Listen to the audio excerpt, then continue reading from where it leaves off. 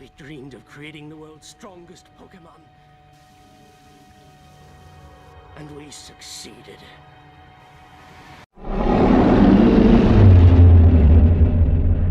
Do you want to know who the world's most powerful Pokemon is? Hello everyone, my name is Elite Trainer Kanto, and I've raised what I believe is to be the world's most powerful Pokemon. Why do I think this? Because I have successfully tested this Pokemon against 40 of the Pokemon world's strongest trainers. If you're familiar with this channel, you know that I'm mostly a Pokemon collector. However, earlier this year, I decided to take on a new challenge. There are hundreds, if not thousands, of videos on this platform of trainers taking a single Pokemon and running it through any given Elite Four. However, I decided to do something just a little bit different. I took a single Pokemon by itself through 8 different Pokemon leagues, and thus the Elite World Solo Challenge was born. If you want to take this challenge on for yourself, jump to this timestamp. But first, I'm going to tell you how I managed to get through this challenge. For reasons we'll discuss later, you can start this challenge in either Generation 3 or Generation 4, so I decided to start in Generation 3 with my favorite starter of all time, Charmander.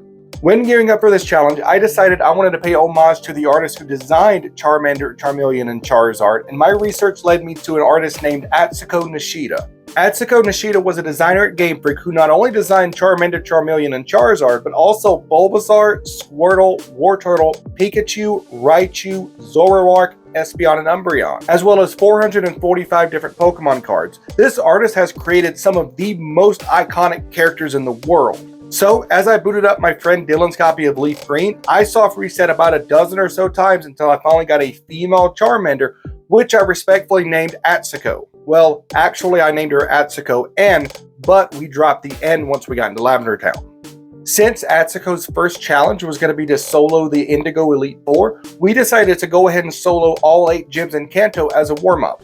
I didn't want to have Atsuko over-leveled when we got to the Indigo Plateau, so with Nuzlocke rules in mind, we decided to start our gauntlet with Atsuko at level 63, which is the level that Blue's Ace is at the end of the Elite Four. At level 63, Atsuko was absolutely crushed by Lorelei's Lapras.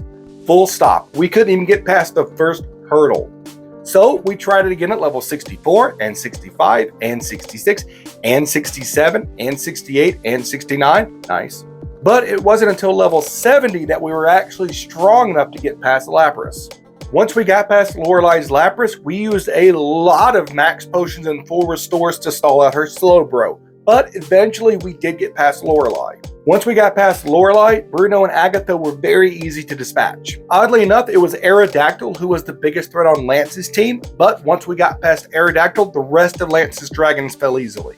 And just like with Lance, Blue only had one real threat to deal with, that being his ace Blastoise. Once we got past Blastoise, the rest of Blue's team fell like dominoes. Atsuko gained exactly 3 levels, becoming the Kanto champion at level 73. Because I was working on the Master Decks at the time, and because I had no other Pokemon that were battle ready in that copy of Leaf Green, Atsuko also took me through the entire Leaf Green post-game by herself, gaining 4 levels and finishing the Kanto story at level 77. So, with the Indigo League behind us, we set sail for the Sinnoh region in Pokemon Platinum. Just like how Lorelei and Lapras was a thorn in my side in Kanto, so too was Bertha and Hippowdon a thorn in my side in Sinnoh.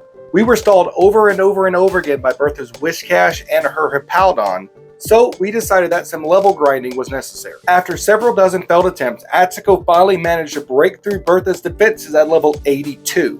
With a massive level advantage, Atsuko wiped the floor with both Flint and Lucian extremely easily. Then it was time to face what I thought was going to be the toughest trainer in this entire challenge, Cynthia.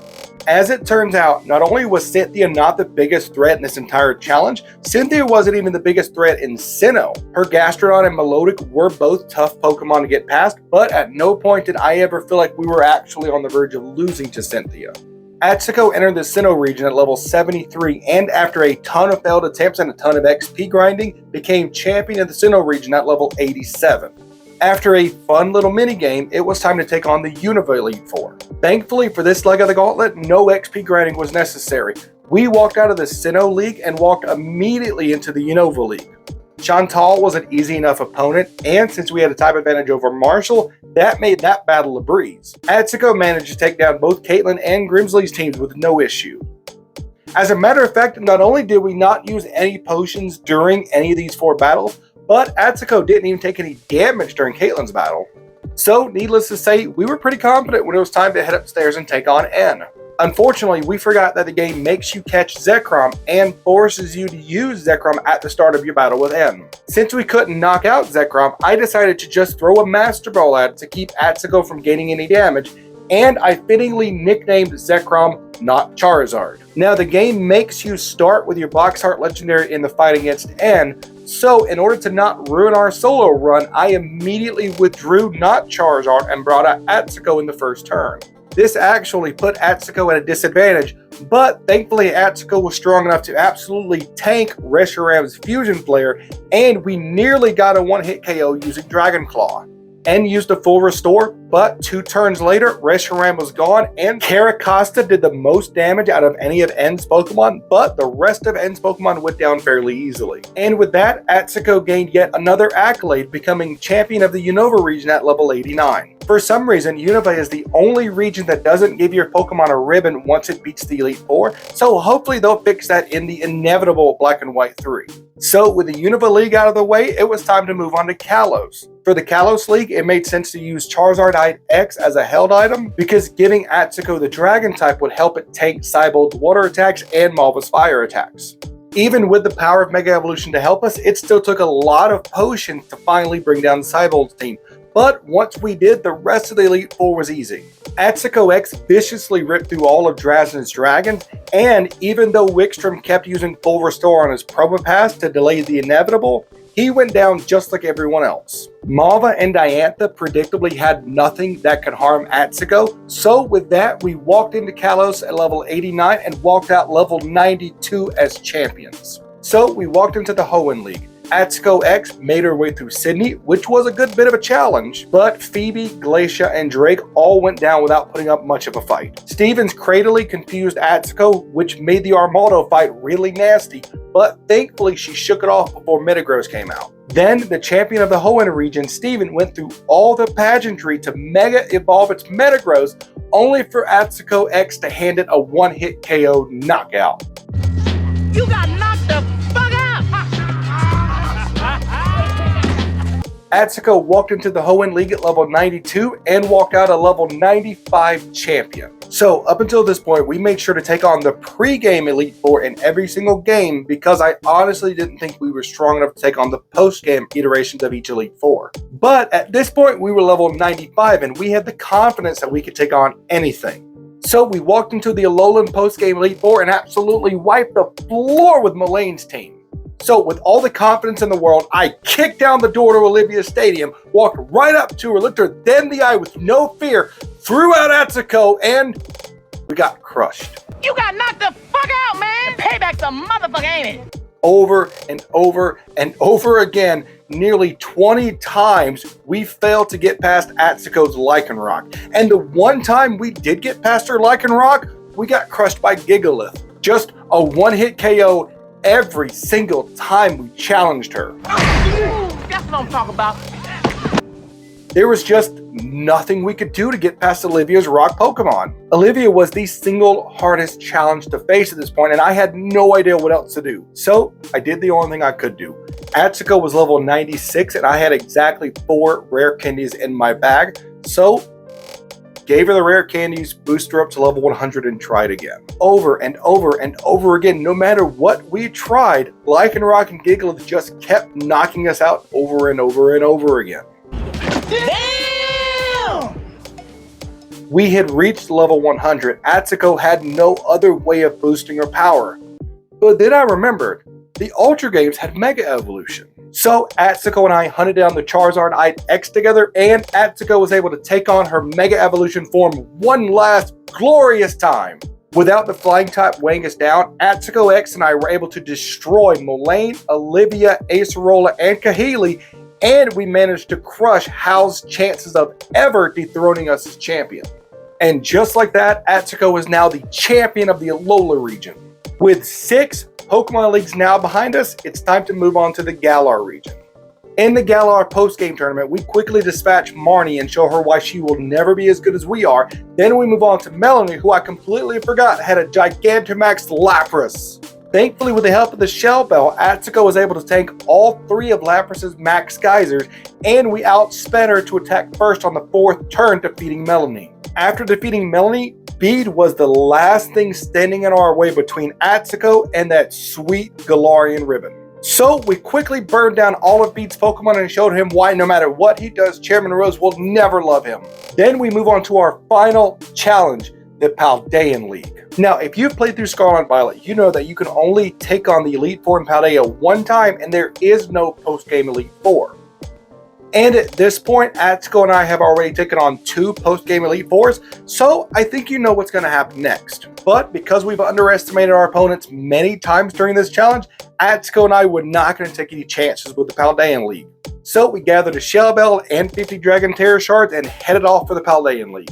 As it turned out, we were more than prepared for the Paldean League. Rika's Wish Cast was nothing compared to Bertha's Wish Cast in Sinnoh. Atsuko and I stomped our way through Rika, Poppy, Larry, and Hasa with very little effort. Then we waltzed out onto the roof of the Paldean Pokemon League to take on the top champion herself. Atsuko one-hit KO'd Espathra, King Gambit, Go-Goat, Glamora, and Avalugg. As a matter of fact, it would have been a perfect run, but Veluza took 2 hits to take down. Even though it wasn't a perfect battle, Atsuko proved to be the strongest partner Pokemon I've ever had as we moved through Gita effortlessly become champion of the Paldea region.